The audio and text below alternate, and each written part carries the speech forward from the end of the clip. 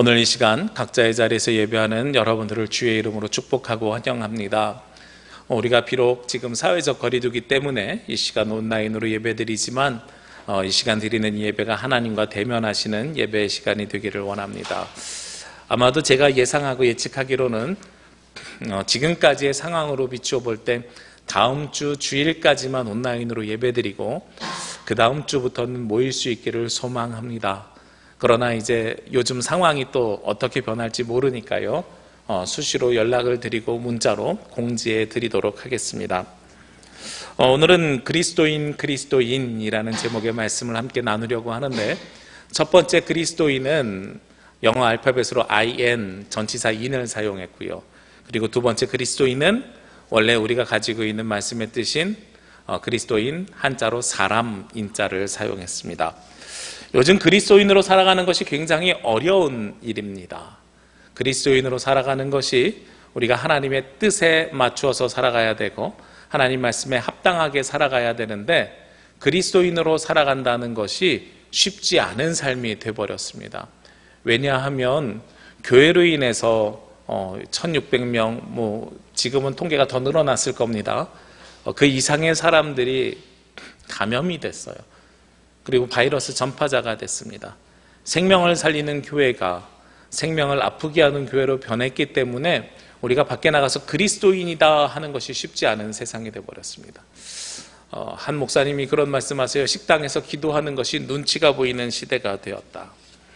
요즘 우리가 이 땅에서 그리스도인으로 살아가야 되는데 과연 그러면 어떤 정체성을 가지고 살아가야 하는가 하는 것에 대해서 말씀을 함께 나누려고 합니다. 한국 사람들이 가지고 있는 특징들이 있습니다. 어떤 특징이 있냐면, 만나면 상대방에게 호구조사를 해요. 호구조사라는 것이, 예전에는 네 부모님 뭐 하시니? 영화 친구에서 유명했죠. 네 아버지 뭐 하시노? 이렇게 물어보는 것이 호구조사의 시작이었습니다. 요즘은 그렇게까지는 하지 않습니다만, 요즘은 제일 먼저 물어보는 것 중에 하나가 나이가 몇이니? 학교는 어디를 다니니? 그리고 지역은 어디 출신이니? 이런 것들을 물어봅니다. 어른들도 마찬가지입니다. 학번이 어떻게 되세요? 학교는 어디를 다니셨어요? 고향이 어디십니까? 라고 물어보는 것이 다 같은 개념의 뜻이죠. 거기다 남자들은 한 가지 더 질문을 합니다. 군생활은 어디서 하셨어요? 하면서 군대까지 이야기를 해요. 이 모든 것들을 이야기하려고 하는 것은 무엇 때문에 그러냐면, 우리의 정체성이 어디에 있는가 하는 것을 확인하려고 하는 것입니다. 물론 나이 같은 경우는 서로 간에 서열을 정리하는데 중요한 역할을 우리나라에서는 감당하지만, 그러나 지역이나 학교 이런 것들은 지연 학연이라고 불리는 정체성과 관계 맺는 관계의 끈을 찾아보려고 하는 노력 중에 하나이지요. 이것이 굉장히 긍정적으로 보일 수도 있습니다. 공동관심사가 생겨서요, 쉽게 이야기를 할 수 있습니다. 지난번에 택시를 탔는데 우연하게 서울에서 고등학교를 다니신 분이 택시 운전을 하시는 거예요. 제주에서 탔는데 이야기를 하다 보니까 서울 강북구에 있는 신일고등학교를 졸업하셨대요. 너무 반가운 거예요. 왜 반갑냐면 한 8월 중순 정도 됐는데, 그때 막 저희 학교가 청룡기 결승전에서 야구 우승을 했을 때거든요. 너무 반가워서 저는 장충고등학교 다녔습니다. 신일고등학교도 야구 유명하지요. 서로 막 택시 타고 가면서 그 공항까지 가는 그 짧은 시간에 야구 이야기를 하는 거예요. 그러면서 서로 가지고 있는 학교는 다르지만 서울 강북에 있는 야구를 하는 학교, 이런 공동관심사를 가지고선 짧은 시간이지만 되게 재밌고 즐겁게 이야기를 했던 기억이 납니다. 그게 우리가 가지고 있는 정체성 중에 하나죠. 저의 정체성을 물어보면 아빠이기도 하고 목사이기도 하고 남편이기도 하고, 그런데 우리 자녀들의 친구들에게는 아저씨일 수도 있습니다. 이게 가지고 있는 정체성의 모습이지요. 이 정체성은 나 자신을 표현하는 여러 가지 모습들을 담고 있는 것이 정체성이라고 합니다. 그런데요, 이것이 긍정적으로는 공동관심사를 만들고 서로 관계를 형성하는 데 굉장히 좋은 역할을 하지만, 반대로 이것이 또 부정적인 것도 있습니다. 편견을 가지고 오기도 합니다. 그래서 요즘은 블라인드 테스트라 그래서 이러한 정체성, 저 사람이 가지고 있는 나이, 학력, 지역, 출신, 배경 이런 것들을 보지 않고 순수하게 그 사람의 능력만 보겠습니다 하면서 블라인드 테스트로 사람을 선출하는 회사들도 있습니다. 우리가 만약에 종교적으로 정체성을 우리에게 물어본다고 하면 어떤 사람들은 기독교인이라고 대답할 것이고 어떤 사람은 그리스도인이라고 대답할 것입니다. 예전에 TV 토크쇼를 보다가요, 되게 반가운 얼굴이 하나 나왔어요. 우리에게 예진아 씨로 알려져 있는 박예진이라는 배우가 나왔는데, 제가 중고등부 시절에 제가 고등학교 1학년 때인가요? 고등학교 2학년 때 중학교 1학년으로 처음 입학했던 친구입니다. 딱 들어왔을 때부터 와, 저 친구는 연예인 같다 그랬는데 아니나 다를까 2, 3년 뒤에 CF에 나오기 시작했어요. 그런데 그 친구가 예능 프로그램에 나와서 이야기를 하니까 되게 반갑게 보고 있었습니다. 반갑게 보다가 무슨 영화인지 영화의 제목이 구체적으로 기억이 나지 않지만 그 친구가 맡은 역할이 무당 역할을 맡은 거예요. 그래서 사회자가 질문을 했습니다. 박예진 배우님, 무당 역할을 맡는데 별로 거부감은 없으셨나요? 그랬더니 그때 그 박예진 배우가 뭐라고 이야기했냐면, 제가 종교가 기독교라서 사실은 고민이 좀 많았습니다. 우리가 기독교인입니다, 기독교를 믿고 있습니다 라고 이야기할 때 어떤 정체성을 가지고 있는가? 그리고 교회에서는 제가 늘 말씀드리지만 여러분에게 우리는 그리스도인이 되어야 됩니다 하고 제가 말씀을 드리거든요. 그럼 그리스도인이 된다는 것은 어떤 정체성을 가져야 되는가? 여기서 질문을 하나 드려보고 싶어요. 기독교인과 그리스도인 두 가지가 다른 말일까요? 사실은 똑같은 말이에요. 그리스도인을 한자로 표현하면 기독교인이고요, 그리스도인은 한글로 쓴 겁니다. 영어로 쓰면 둘 다 크리스찬입니다. 그런데 우리는 이 두 가지를 다른 의미로 사용하고 있어요. 보통 제 종교가 기독교거든요, 나는 기독교인이거든요 라고 이야기하면 나는 교회에 다니는 사람이라는 정체성을 이야기하는 겁니다. 그런데 교회에서 그리스도인이라고 이야기를 하면 나는 예수 그리스도를 내 안에 모시고 예수 그리스도를 닮기 위해서 예수 그리스도를 쫓아가는 사람이라는 거예요. 이 두 가지가 어떻게 다를까요? 하나는 종교인으로서의 혹은 종교를 가지고 있는 사람으로서의 정체성을 이야기하는 것이고, 하나는 성경에서 이야기하는 그리스도인의 의미를 이야기하는 것입니다. 여러분들은 기독교인이십니까? 그리스도인입니까? 그리고 이것을 무엇으로 구별하시겠습니까? 그리고 이 기독교인의 혹은 그리스도인의 정체성은 어떠한 삶의 모양과 모습으로 드러나겠습니까? 아까 시작할 때 말씀드렸던 것처럼 식당에서 기도하는 거요? 아니면 차량에 물고기 표시 붙이고 다니는 거요? 아니면 주일날 교회 나오는 거요? 아니면 내 목걸이에 혹은 반지에 십자가 목걸이를 달고 다니는 거요? 이런 것들이 내가 그리스도인의 정체성을 드러내는 표현이겠습니까? 아니라는 거예요. 오늘 성경에서는 그리스도인이라는 표현이 처음 등장합니다. 신약 성경의 전체 그리스도인이라는 표현은 사실 3번 표현이 되는데 그 중에 가장 먼저 나오는 표현이 오늘 본문의 말씀입니다. 오늘 사도행전 11장 26절 말씀이 가장 핵심이 되는 성경 구절이고, 여기에 그리스도인이라는 말씀이 있는데, 이 26절 말씀에 보면 만남에 안디옥으로 데리고 와서 둘이 교회에 1년간 모여 있어 큰 무리를 가르쳤고 제자들이 안디옥에서 비로소 그리스도인이라 일컬음을 받게 되었더라. 여기서 누구를 만났냐면 그 앞에 있는 25절 말씀을 보면 바나바가요, 다소에 가서 사울을 만납니다. 지금은 다소는 저 터키의 한 지역에 있는 지중해 연안에 있는 도시예요. 거기서 다소가 사울, 11장에선 사울이라고 표현되어 있고 우리가 흔히 알고 있는 이름으로는 바울입니다. 13장에서 이름이 바뀌니까요. 우리가 익숙한 이름 바울로 표현하겠습니다. 바나바가 바울을 다소에 가서 찾아서 데리고 옵니다. 만나서 데리고선 어디로 왔어요? 안디옥에 왔어요. 안디옥에 와서 이 두 사람이 한 일이 무엇입니까? 1년간 큰 무리를 가르쳤다. 많은 사람들에게 말씀을 선포했다는 이야기죠. 그리고 제자들이 안디옥에서 비로소 그리스도인이라 일컬음을 받았다. 하나님의 말씀을 들은 사람들이 그때 비로소 그리스도인이 되었다라고 이야기하는 겁니다. 자, 그러면 여기서 이야기하는 그리스도인의 본질은 무엇일까?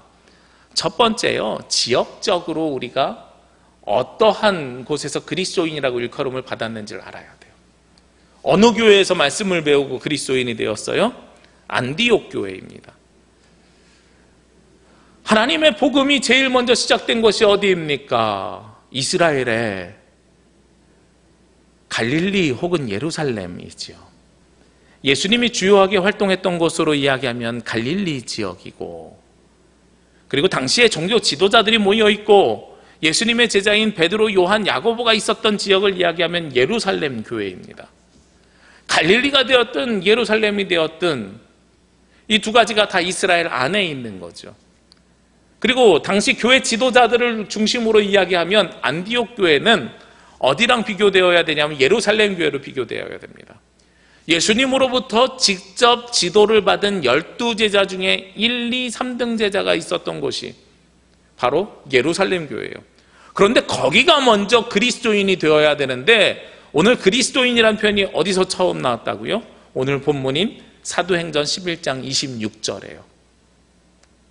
안디옥 교회에서 먼저 그리스도인이 생겨나게 된 거예요.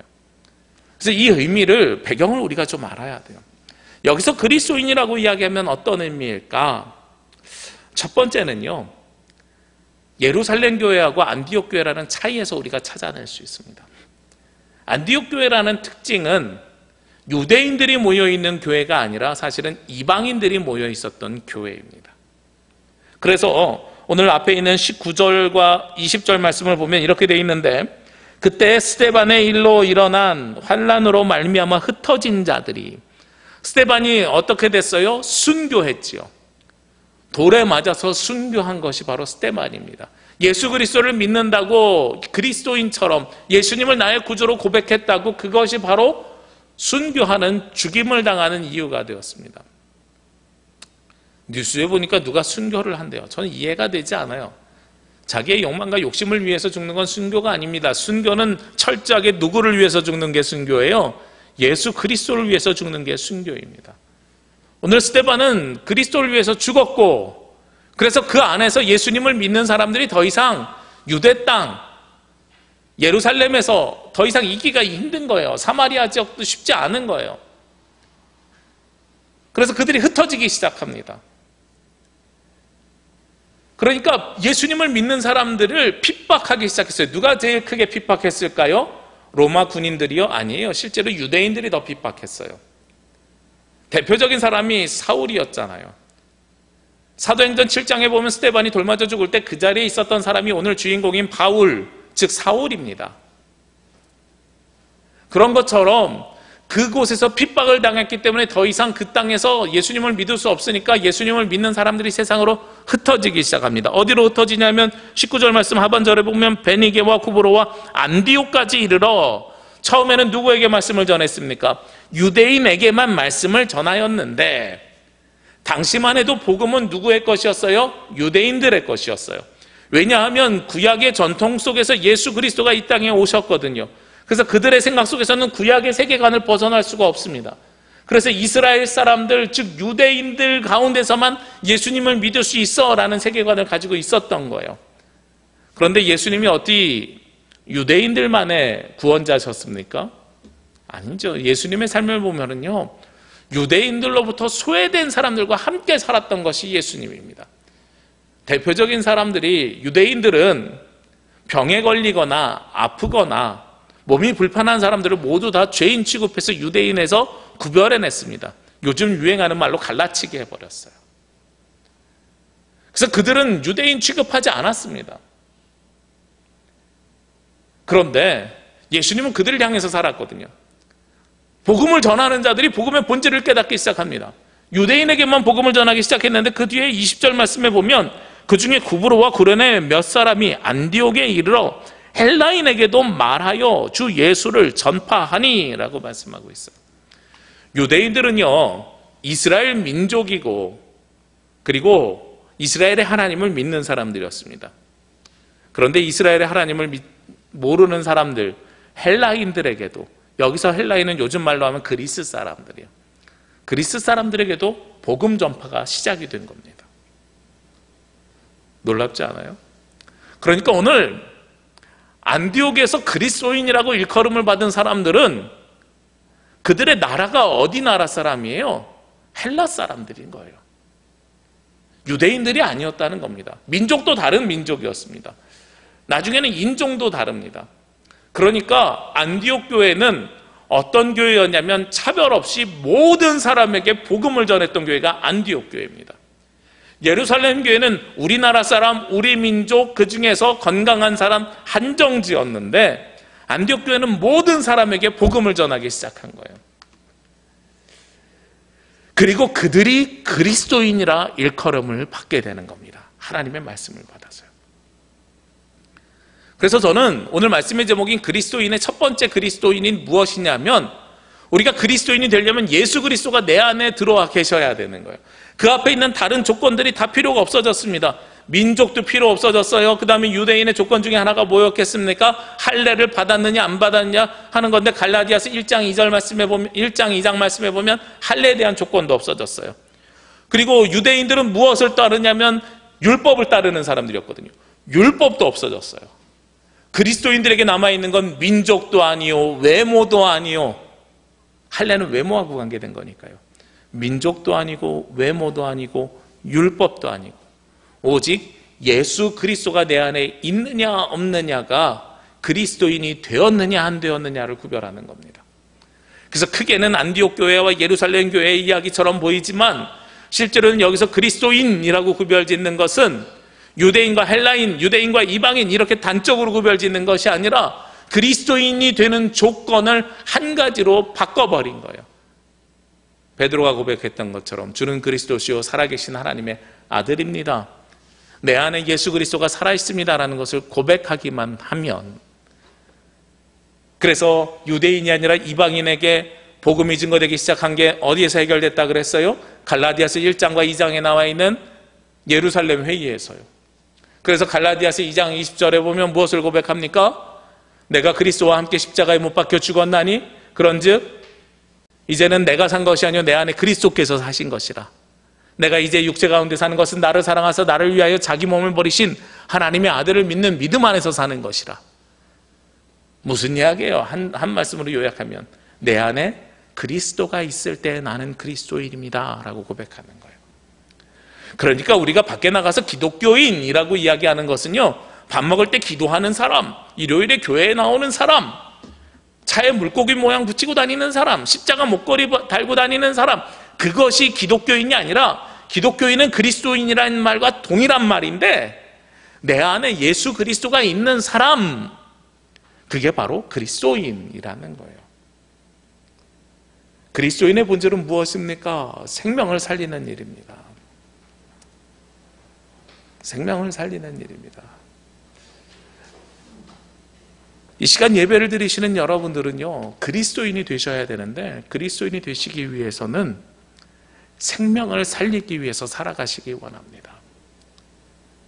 구별과 조건이 없습니다. 나라와 민족, 외모, 성별을 구별하지 않습니다. 오늘 성경에 나와 있는 것처럼 예수 그리스도가 내 안에 계시는가 계시지 않는가가 첫 번째 기준점이 됩니다. 그러면 두 번째 기준점은 무엇이 기준점이 되겠습니까? 오늘 말씀에 중요한 것이 무엇이라 그랬어요? 안디옥 교회와 예루살렘 교회의 차이라고 이야기를 했죠. 두 가지 교회가 가지고 있는 상징성이 있습니다. 예루살렘 교회는요, 모이는 교회입니다. 안디옥 교회는요, 흩어지는 교회입니다. 사실 우리가 교회라는 뜻을 보면 헬라어 원어로는 에클레시아거든요. 에클레시아는 모이는 것도 이야기하고 그리고 흩어지는 것도 이야기하는데, 교회는 두 가지 뜻을 다 가지고 있고, 그리고 우리 한자말로는 교회라는 것이 가르칠 교자의 모일 회자예요. 그러니까 말씀을 배우기 위해서, 말씀을 듣기 위해서 모이는 것이 교회입니다. 그래서 모이는 것만 교회라고 생각하는데, 실제로 그리스도인이 처음 만들어진 교회는 흩어지는 교회였어요. 지금도 안디옥 교회라는 이름을 붙인 교회들은 무엇을 중점적으로 하는 교회냐면 선교를 중심으로 하는 교회입니다. 예루살렘은 우리가 어떠한 상징적인 의미가 있습니까? 요즘은 코로나 때문에 가지 못하지만 많은 교회들이요, 성지순례를 예루살렘으로 갑니다. 예루살렘은 몇 년에 한 번씩 사람들이 가보고 싶은 데고, 교회가 시작됐다고 해서 자신의 정체성을 발견하기 위해서 사람들이 모이는 교회의 성격을 가지고 있어요. 그러나 안디옥 교회는 선교하는 교회로 특징을 가지고 있습니다. 우리 교단의 교회 중에 전주에 있는 안디옥 교회는요, 재정의 절반을 선교하는 데 사용했던 교회입니다. 몇천 개의 선교지에 선교사들을 파송하고 선교를 하고 있는 교회가 바로 안디옥 교회입니다. 그래서 안디옥 교회는 모이는 교회가 아니라 흩어지는 교회예요. 그래서 세상 속에서 살아가는 교회예요. 다만 오늘 성경에 보니까 사람들을 흩어져서 세상으로 보내기 위해서 26절 말씀을 다시 보면 안디옥에 데리고 와서 둘이 뭘 했어요? 1년 동안 큰 무리를 가르쳤고 큰 무리들에게 복음을 전했고 그들을 제자로 삼는 역할을 하는 것이 안디옥 교회입니다. 그래서 안디옥 교회는요, 성도를 늘리는 교회가 아니라 여기서 훈련시켜서 세상으로 보내는 역할을 하는 것이 바로 안디옥 교회인 거예요. 그러면 우리는 그리스도인이라고 이야기하면 어떤 성격을 가지고 있어야 되냐면, 먼저는 모여서 말씀으로 은혜 받는 일을 해야 되고, 아까 첫 번째가 뭐라 그랬습니까? 내 안에 누가 계셔야 돼요? 그리스도인, 내 안에 그리스도가 계시는 것이 첫 번째 모이는 교회의 역할이고, 우리 그리스도인의 첫 번째 역할이면, 두 번째 역할은 안디옥 교회가 가지고 있는 특징과 성향처럼 세상으로 사람들을 내보내야 됩니다. 흩어지는 교회여야 됩니다. 저는 요즘 예배를 드리면서 그런 생각해 봅니다. 지난주에도 말씀드렸지만 전에는 남부교회가 하나의 교회였지만 지금은 여러분 각 가정이 다 교회입니다. 그럼 남부교회가 몇 개로 분립됐어요? 20개, 30개 이렇게 분립된 거예요. 여러분 자신이 교회입니다. 여러분들이 세상으로 나가서 교회로서의 사명과 역할을 감당해야 됩니다. 그것이 바로 두 번째 그리스도인이에요. 그래서 두 번째 그리스도인은 한자로 맨 뒤에 인자를 붙였습니다. 첫 번째는 내 안에 그리스도가 계시는 영어 전치사 인이 붙어 있으면 세상 속에 나가서 내가 그리스도인으로서 삶을 살아가야 되기 때문에, 흩어지는 사람으로서 삶을 살아가야 되기 때문에 그리스도인 한자를 붙인 거예요. 안디옥 교회와 같이 우리는 세상에서 흩어져 있는 삶을 살아야 되고 그리스도인으로서의 정체성을 드러내야 됩니다. 모이는 교회는요, 어떤 특징을 가지고 있냐면 자기네들 기득권을 지키려고 하는 특징을 가지고 있어요. 요즘 한국 교회가 모이는 교회에 머물러 있는 것 같아요. 너무나도 안타깝습니다. 큰 교회 같은 데를 보면 말씀이 좋아서 큰 교회 가는 경우도 있고요. 그 다음에 관계를 형성해서 사람이 많으니까 익명성이 보장돼서 큰 교회 가는 경우도 있고, 사람 관계를 맺으려고 큰 교회 가는 경우도 있습니다. 근데 너무 재밌는 것 중에 하나는 장사를 하기 위해서 큰 교회 가시는 분들도 있어요. 교회에서 큰 교회에서는 요람이라는 걸 만들어내거든요. 그 요람에 꼭 빠지지 않는 것이 뭐냐면 교우 사업장입니다. 우리 교인들이 운영하는 사업장, 어느 슈퍼마켓을 운영합니다, 어느 약국을 운영합니다, 어느 병원 의사입니다. 그러면 교인들이 어떤 마음 가지고 있어요? 이왕 살 거 우리 교인 가게 가서 사야지, 이왕 진료받을 거 우리 교회 집사님 병원 가서 진료받아야지, 이왕 팔아줄 거 우리 교인 거 팔아줘야지, 이런 마음을 가지고 있어요. 굉장히 선한 마음이에요. 그런데 그것이 선한 마음이 지나고 보니까 우리끼리만 잘 사는 대로 바뀌어버렸어요. 이게 모이는 교회의 특징입니다. 근데 흩어지는 교회의 특징은요, 우리 교인 걸 팔아주는 것이 아니라 복음을 위해서, 전도를 위해서 안 믿는 사람 집에 가는 거예요. 안 믿는 집에 물건을 팔아주는 것이 흩어지는 교회의 특징입니다. 제가 깜짝 놀란 게 있어요. 예전에 사역했던 교회 중에 하나가, 제가 사역했던 교회 옆에 하나님의 교회라고 그 안상홍 진리교 그 교회가 있었거든요. 제가 처음에 부임했을 때 제가 사역했던 교회가 더 컸어요. 여기 100명이 안 모였어요. 근데 제가 거기서 5년 사역하고 나오는데 여기 700명, 800명이 모인대요. 읍단위에 있는 교회인데 시내에서까지 차가 와갖고 그 주변에 차 댈 데가 없어요. 근데 어디서 깜짝 놀랐냐면 그 안상홍 교회 바로 앞에 정육점이 있었는데요. 그 정육점에 우리 교회 집사님이 운영하는 정육점이에요. 그러니까 저는 이제 흩어지는 교회가 아니라 모이는 교회 성향을 갖고 있으니까, 기존 교회에서 목회를 계속 해왔으니까, 그때 저희 큰애가 막 태어난 지 얼마 안 돼가지고 이유식 고기를 사러 가야 되는데, 이왕 이유식 고기 살 거 집사님 정육점 가서 사야 되겠다. 당연한 거잖아요.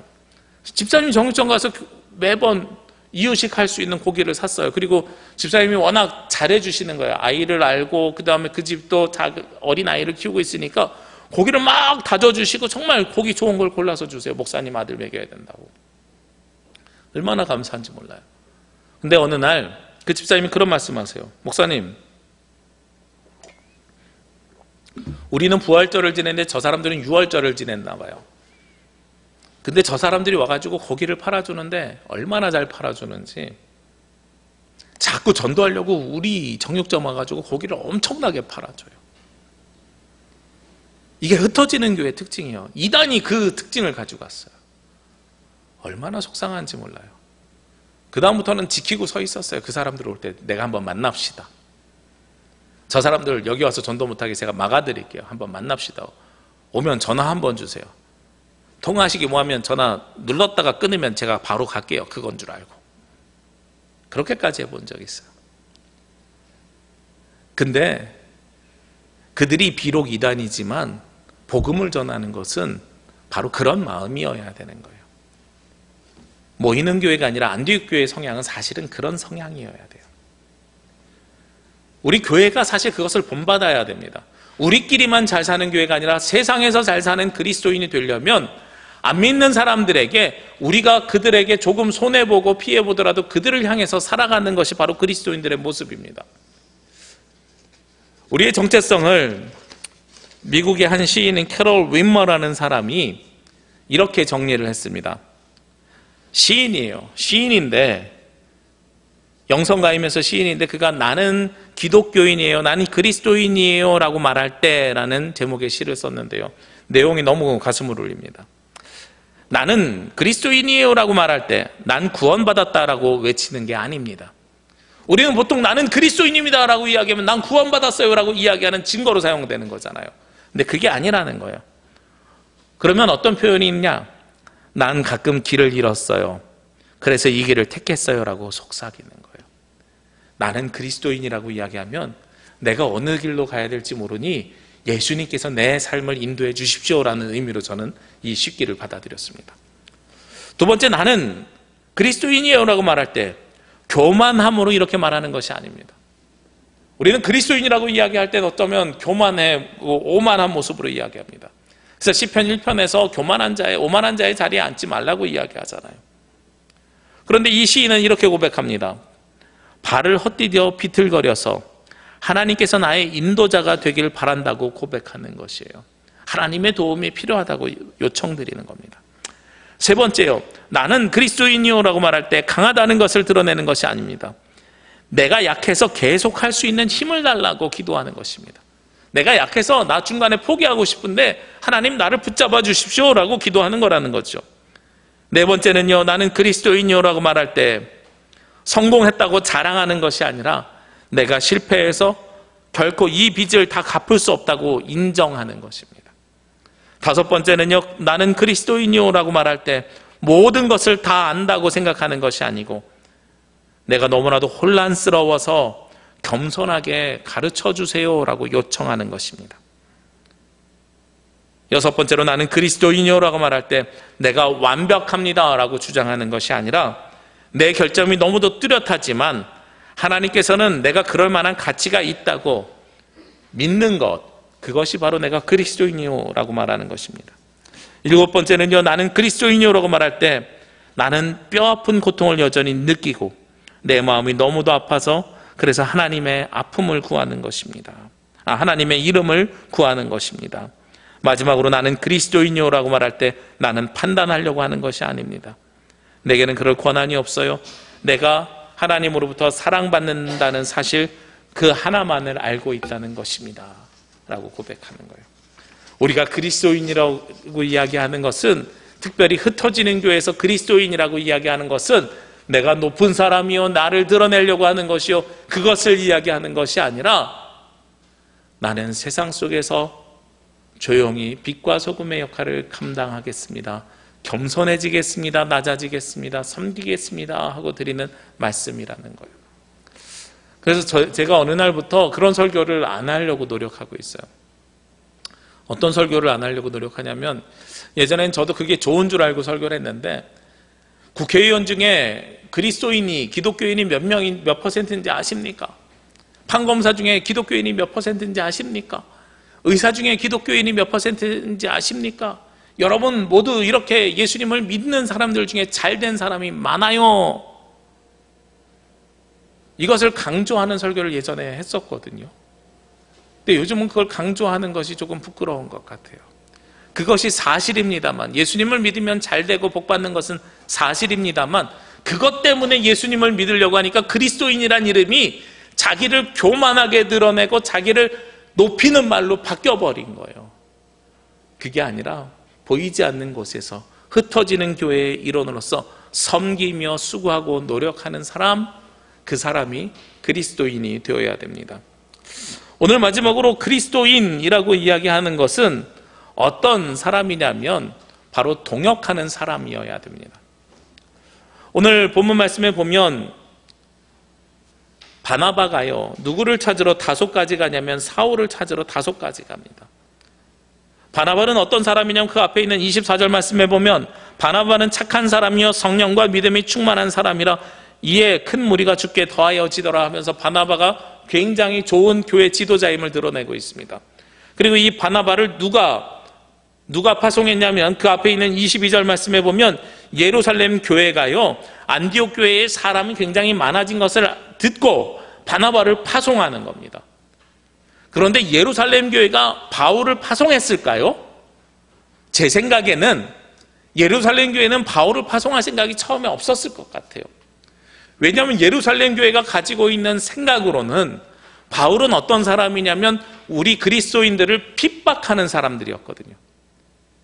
예수님 믿는 사람을 잡아서 죽여야 된다고 가다가 다메섹에서 예수님을 만난 사람이잖아요.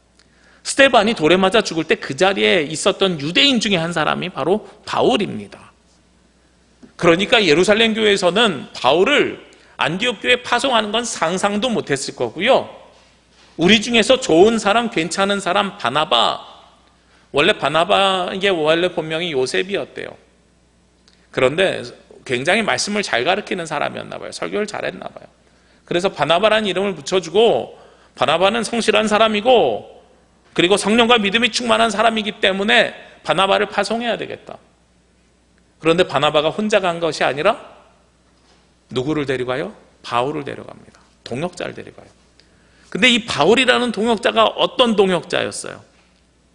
유대인에서 그리스도인으로 바뀐 사람입니다. 유대인 중심이었던 사람이, 유대 중심자였던 사람이 이방인을 위해서 쓰임받는 사람으로 변화되는 계기가 되는 거예요. 바나바를 통해서 바울이 동역자가 됩니다. 그리스도인은 혼자서 살아가는 사람이 아니라 함께 동역하는 사람입니다. 저는 그래서 여러분이 저와 동역해 주시기를 원합니다. 목사 혼자서 교회를 바꿀 수 없고요. 한 개의 교회가 세상을 바꿀 수 없습니다. 우리 교회도 입구에 이 코로나19로 인해서 비대면 예배가 진행되기 시작하는 순간에 제가 붙여놓은 글귀가 하나 있어요. 교회가 진심으로 미안합니다. 교회가 진심으로 미안합니다. 우리 교회가 잘못한 것이 없고 우리 교단이 잘못한 것이 없지만 우리가 동역자라는 생각을 가지고 우리가 미안합니다라고 이야기하는 거예요. 세상의 아픔에 동참해야 되는 것이고, 그리고 하나님 나라를 이루어가는데 하나님 나라의 복음을 선포하는 사역은 우리가 혼자 하는 것이 아니라 함께 같이 만들어가야 되는 것입니다. 그것이 그리스도인들의 모습입니다. 우리가 흩어져 있는 교회 속에서 세상에서 각자의 자리에서 하나의 교회로 그리스도인으로 그 사명을 감당하지만, 그러나 우리는 서로가 떨어져 있지만 동역하는 동역자로서의 인식을 가지고 있어야 합니다. 우리가 함께 모이지 못합니다. 그럼에도 불구하고 저는 여러분들 가슴속에 예수 그리스도가 함께 하시길 원합니다. 그래서 내 안에 예수 그리스도를 모시고 사는 그리스도인이 되시길 원합니다. 그리고 우리가 함께 모이지 못하지만 이 교회가 흩어져 있는 교회의 모습이라고 생각하고 세상 속에서 잘 살아가는 그리스도인이 되시길 원합니다. 그리고 내 안에 있는 그리스도가, 그리고 우리가 세상에서 살아갈 때에 홀로 살아가는 것이 아니라 서로가 함께 같이 동역하는 그리스도인들이 되시길 원합니다.